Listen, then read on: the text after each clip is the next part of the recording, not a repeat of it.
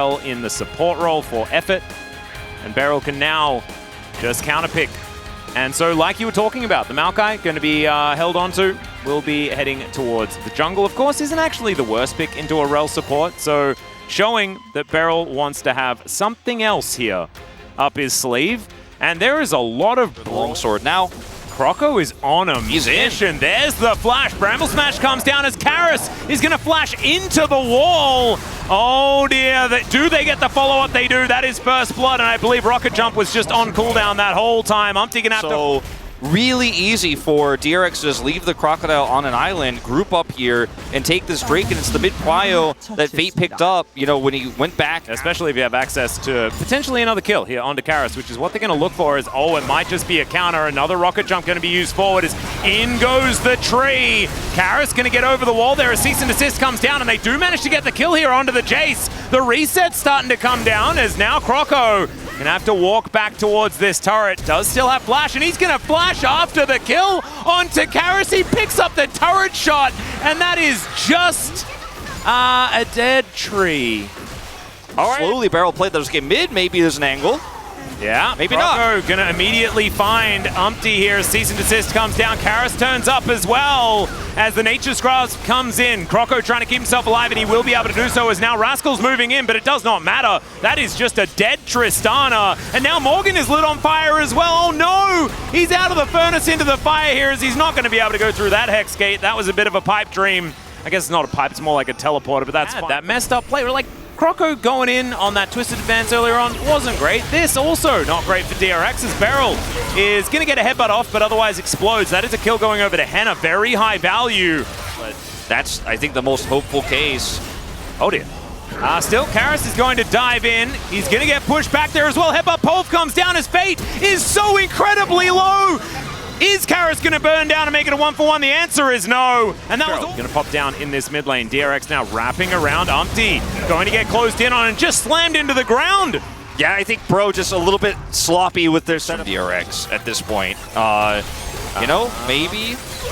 Okay, Effort going to get zapped a little bit here, but it's once again Beryl trying to get the work done. There's the flash forward, and they've singled out Umpty one more time. The extender beam comes in, and Puddock's going to use it as a way of engaging. He's now looking for Karis. There's the double kill as I'm feeling some certifications coming in.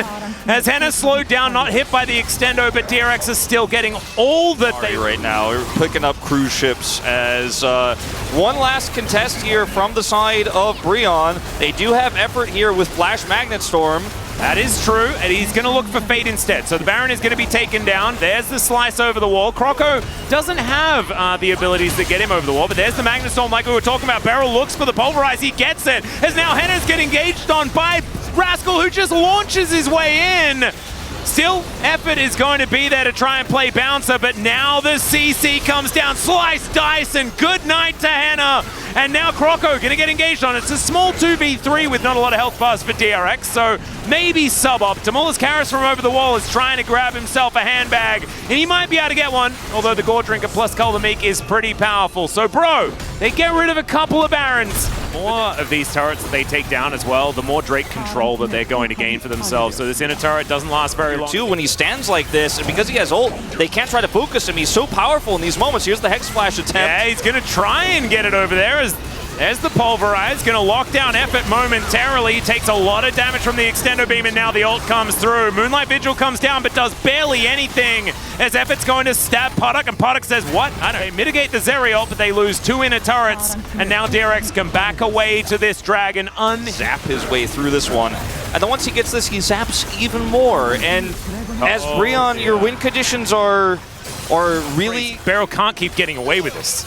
All right, there it is. Looks like he will. There's the flash pole. Magnet Storm is decent as Beryl's kind of getting cut apart as Effort does have to make his way out. Beryl's still alive, and he's just going to stay alive. It's a double for the Zeri. They're looking for even more. Their wallets are heavy. They've got a Hextech. That's it. It's a triple kill, and DRX with a clean 2-0 here, outside of a couple of kerfuffles, I guess. Maybe clean is a little bit of an overstatement. But they will still march down the mid lane. They will take out these Nexus turrets, and they will eliminate Bro from playoff contention. I'm so sorry, Bro Leavers, but they are not the team that is going to playoffs this time around in this summer. Still, They're the bros. We love them anyway. Doesn't matter how much winning they do. And the hope of DRX remains here for playoffs. They have Kwangdong Freaks.